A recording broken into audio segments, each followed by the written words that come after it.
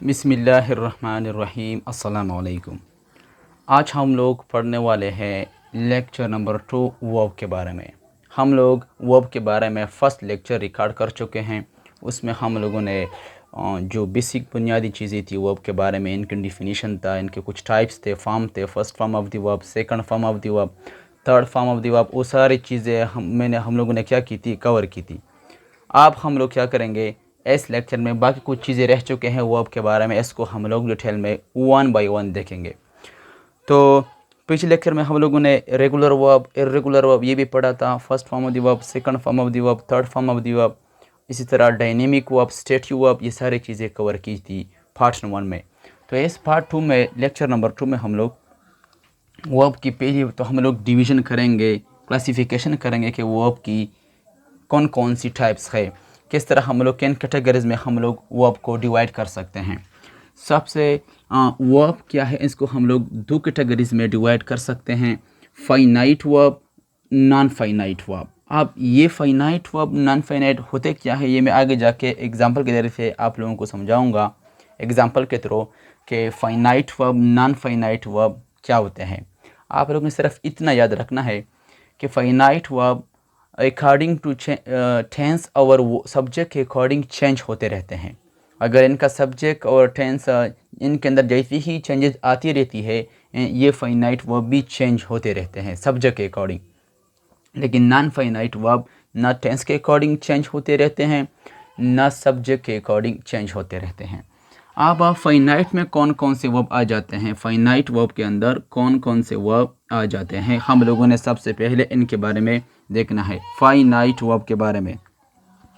तो फाइनाइट में हम लोगों के पास एक आता है ट्रांजिटिव वर्ब, एक आता है ट्रांजिटिव वर्ब। ट्रांजिटिव वर्ब भी फाइनाइट के अंदर आता है। इन ट्रांजिटिव वर्ब मैं शॉर्टली भी लिख रहा हूँ, ट्रांजिटिव वर्ब, इन ट्रांजिटिव वर्ब। इसी तरह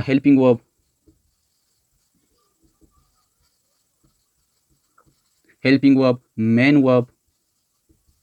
मेन वर्ब भी फाइनाइट में आता है। इस तरह मॉडल वर्ब, और लास्ट में आता है फ्रेजल वर्ब। फ्रेजल वर्ब भी किस में आता है, फाइनाइट में। तो इसको हम लोग वन बाय वन डिस्कस करेंगे, हर एक टाइप को डिटेल में हम लोग देखेंगे इसको। और नॉन फाइनाइट में कौन कौन से वर्ब आ जाते हैं नॉन फाइनाइट के अंदर, इसमें एक आता है इन्फिनिटिव वर्ब भी इसके अंदर आता है। इस तरह जेरेंट भी इसमें नॉन फाइनाइट में आता है, जेरेंट। और इस तरह पार्टिसिपल भी इसके अंदर आता है, पार्टिसिपल के अंदर इस तरह पेरा, अगेन इसके अंदर प्रेजेंट पार्टिसिपल, पास्ट यानी पास्ट पार्टिसिपल भी इसके अंदर आ जाते हैं। तो ये तो था फाइनाइट नॉन फाइनाइट वर्ब। क्या था, फाइनाइट। हम लोग नॉन फाइनाइट शुरू करने से पहले यहाँ पर मैं सिर्फ दो चीज़ें लाजमन आपको पहले पढ़ाऊँगा, हेल्पिंग वर्ब, मेन वर्ब, क्योंकि ये इन बेसिक है वर्ब का। बाकी हम लोग फाइनाइट से पहले हम लोग नॉन फाइनाइट्स को पहले शुरू करेंगे, क्योंकि हम लोग इसको बचपन से पढ़ते आ रहे हैं, सबको पता ही होता है इसके बारे में। नॉन फाइनाइट काफ़ी ज़्यादा इंपॉर्टेंट होते हैं, क्योंकि इनके अंदर इनसे बहुत सारे एमसीक्यूज आ जाते हैं। ऐसी बात नहीं है कि हम लोग फाइनाइट को छोड़ेंगे, इसको भी हम लोग डिटेल में वन बाय वन पढ़ेंगे, लेकिन हम लोग शुरू करेंगे नॉन फाइनाइट से। लेकिन जैसा कि मैंने आपको बताया कि नॉन फाइनाइट शुरू करने से पहले मैं आपको सबसे पहले हेल्पिंग मेन वर्ब का थोड़ा कॉन्सेप्ट आप लोगों को देना चाहता हूँ कि इन दोनों में क्या है, क्या फ़र्क है असल में। अच्छा, तो मेन वर्ब और हेल्पिंग वर्ब असल में क्या होते हैं, मेन वर्ब और हेल्पिंग वर्ब यहाँ पर मैं लिख चुका हूँ, main verb and helping verb. इसके बारे में हम लोग थोड़ा क्या लेंगे, थोड़ा बेसिक कॉन्सेप्ट इसके बारे में भी हम लोग क्या करेंगे इसके बारे में। अब मेन वर्ब क्या होता है, main verb has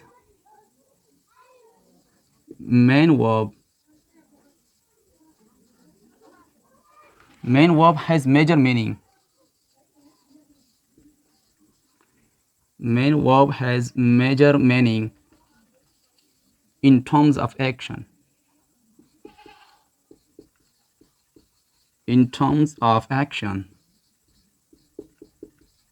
in a sentence.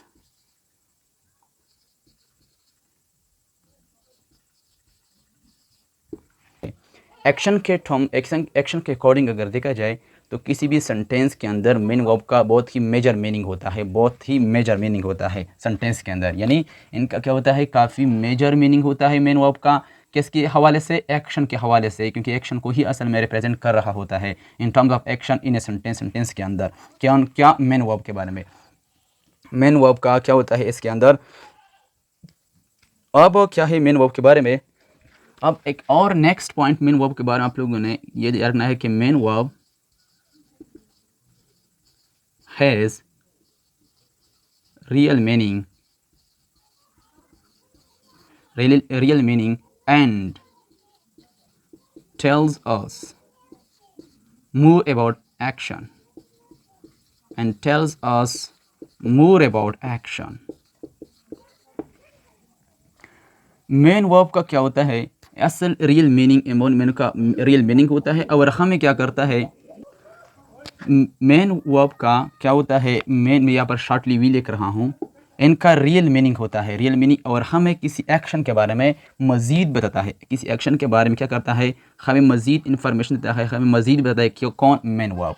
तो ये तो था मेन वर्ब के बारे में बेसिक कॉन्सेप्ट। आप इनके एग्जांपल क्या क्या हो सकते हैं, हम लोग सेंटेंस के अंदर भी इसको देखेंगे, लेकिन थोड़ा यहाँ पर हम लोग क्लियर करते चले। फॉर एग्ज़ाम्पल इनके एग्ज़ाम्पल को अगर हम लोग देखें, जैसा कि मैं लिख सकता हूँ राइट, यहाँ पर क्या है, राइट, जंप, ईट, और इस तरह और क्या है, ये सारे के सारे क्या है, ये सारे के सारे कहलाते हैं मेन वर्ब, ये सारे के सारे मेन वर्ब ही कहलाते हैं। या मैं लिख सकता हूँ बाई, ख़रीदना, एट्सेट्रा, ये सारे के सारे एग्जाम्पल है मेन वर्ब के। अब हेल्पिंग वर्ब क्या हो सकता है। अच्छा, हेल्पिंग वर्ब क्या होता है, a verb which support, a verb which support the main verb, a verb which support the main verb to form the structure of a sentence, to form the structure of a sentence according to what। यहाँ पर मैं इनके बीच ये लकीर draw कर देता हूँ। according to a specific tense,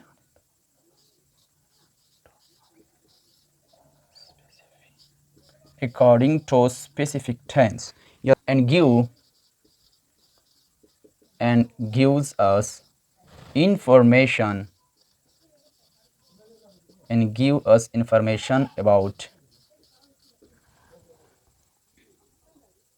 about the action expressed by the main verb, about the action expressed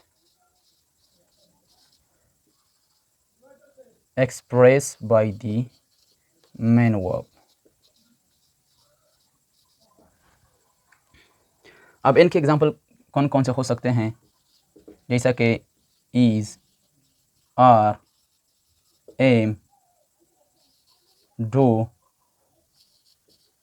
does, was, were, had, etcetera, well, ये सारे के सारे क्या है, ये सारे के सारे हेल्पिंग वर्ब के एग्जाम्पल थे। तो ये था मेन वर्ब और हेल्पिंग वर्ब। मैंने इसके बारे में क्या बताया, एक होता है मेन वर्ब और एक होता है helping verb.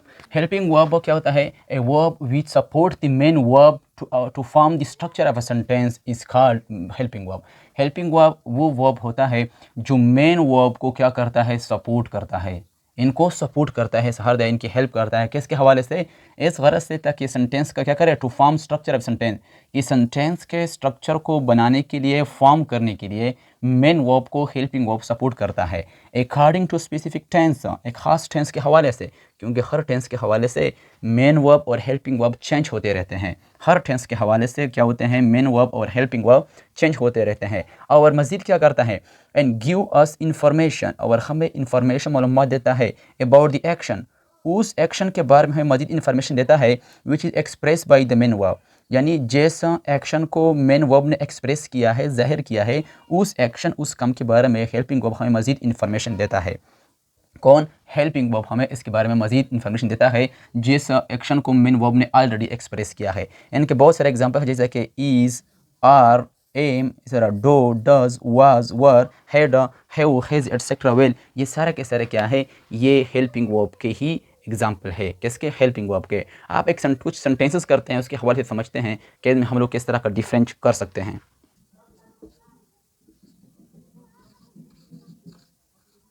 She is eating an apple. She is eating an apple. अब यहाँ पर क्या है? ये एक सेंटेंस है जिसमें कि क्या कि वो एक एप्पल खा रही है, सेब खा रही है, एक लड़की है। She is eating an apple.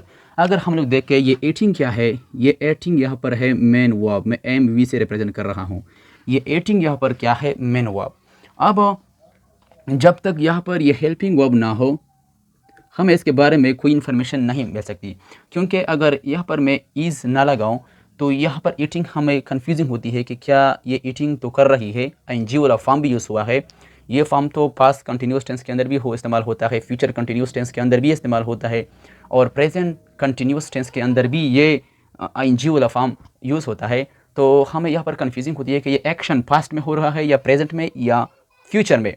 लेकिन जैसे हम लोग यहाँ पर क्या लगाते हैं? इज़ लगाते हैं। क्या?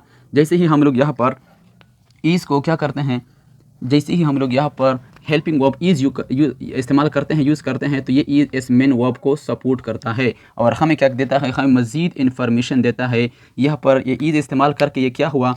हमें ये बात क्लियर हुई, यानी उसने क्या किया?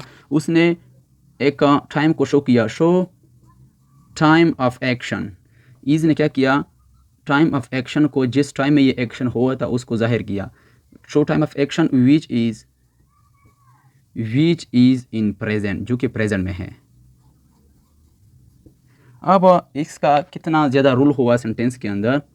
उसने क्या किया? शो किया। यहाँ पर डब्ल्यू है।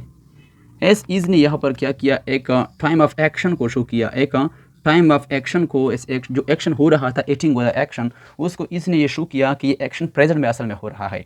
अगर यहाँ पर वाज होता, वाज, तो फिर हमें ये बताता ये हेल्पिंग वर्ब वाज कि ये एक्शन पास्ट के टेंस के अंदर पास्ट में हो रहा था।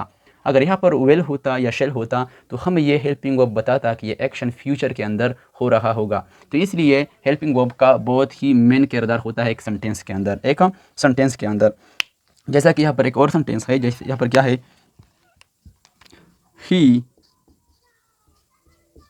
he had gone to, he has gone to city। अब क्या है?